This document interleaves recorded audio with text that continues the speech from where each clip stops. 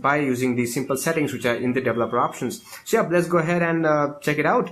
So first of all, guys, go to your device settings. So just over here, go to your device setting and find out the developer options, which will be down somewhere here. So here's the developer options in my device. Now if your device does not have a developer option over here, do not worry, go over to about devices and scroll down until you find the build number and tap on the build number 5 to 7 times and the developer options will be activated. So go back and you'll see the developer options on top of about devices. So let's open up the developer options. So let's just go down, and the things which will be tweaking around today will be these. These are the settings which will be tweaking around with today: the Windows animation scale, the transition animation scale, and the animation duration scale. Now do not worry, I'll explain these further in the video. Now these are basically the speed of your device animation and the way your device moves when you change from screen to screen. By default it will be 1x in every Android device. That's the default speed. You can definitely tweak it up. If I open up Windows animation scale and say if I change it to 5x, which is slower, and if I open it again, you can see the speed, how slow it is. If I cancel it again, if I open it up again, I can see how slow that is. So if I change it to 0.5, and now you can see how snappy that is. It's very fast. Now the second one is transition animation scale. Now by default, again it's 1. If I change it to say 10, and if I go back, you can see how slow that animation was. Now similarly, if I open up again, you can see how slow that animation is. That can take up to years if you're using an Android device. So if I open up it again and if I change it to 0.5 and let's try it out again, and you can see how snappy that was. But still there is some lag over here because again we are basically having a transition between two pages, so it will be a little bit laggy over here. But let's go back again and let's change it up again. Let's change it to say 0.5, and animation scale also is the same, 0.5, and now you can see the entire system is too snappy.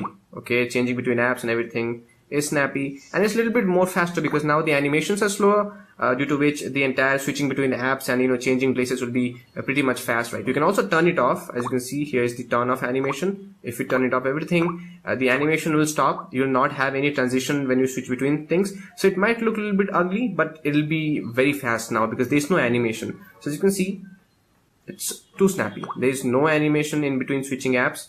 As you can see, no animation at all. Everything switching without an animation, which means you're not wasting that 0.05 seconds which you switch between apps. But I like them setting to 0.5 because then you have animation, it looks better, and on the other hand it's also snappier.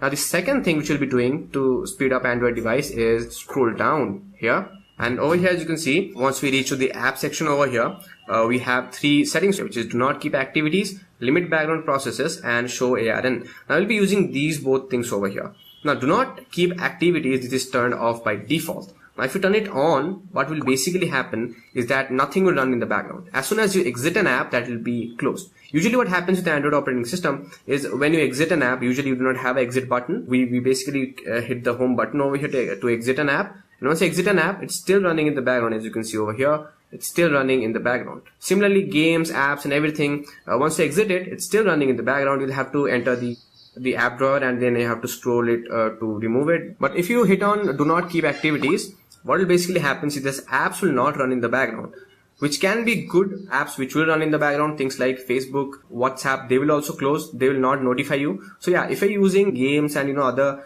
apps which you open, plug and play, and then you quit, this is very useful. But if you're using background apps like Facebook, WhatsApp, I'll not recommend using this. Second one, which is very useful, is limit background process. Now what this basically means, it will limit the number of apps or the number of programs running in the background. Especially guys, as you have already mentioned, Android is a multitasking operating system which makes life very easy. You can switch between apps. You can have one app running, you can switch to another app. This has been there since the starting and the basis of Android, switching between apps and multitasking. Now by default, in any Android device, you can run unlimited number of apps in the background. Unless your phone crashes or unless your RAM is full, you can run unlimited number of apps in the background.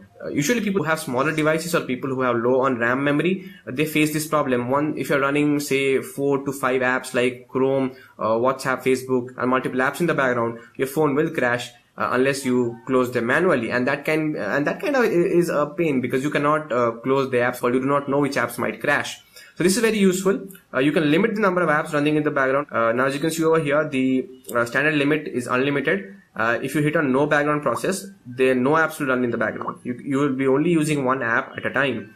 Now similarly, if you set it to 1, you will be using basically 2 apps in the background, one in the background, one you will be using live. And if you set it to 2 processes, the same thing. And if you hit it to 4 processes, which I recommend you, there'll be 4 apps running in the processor at the same time.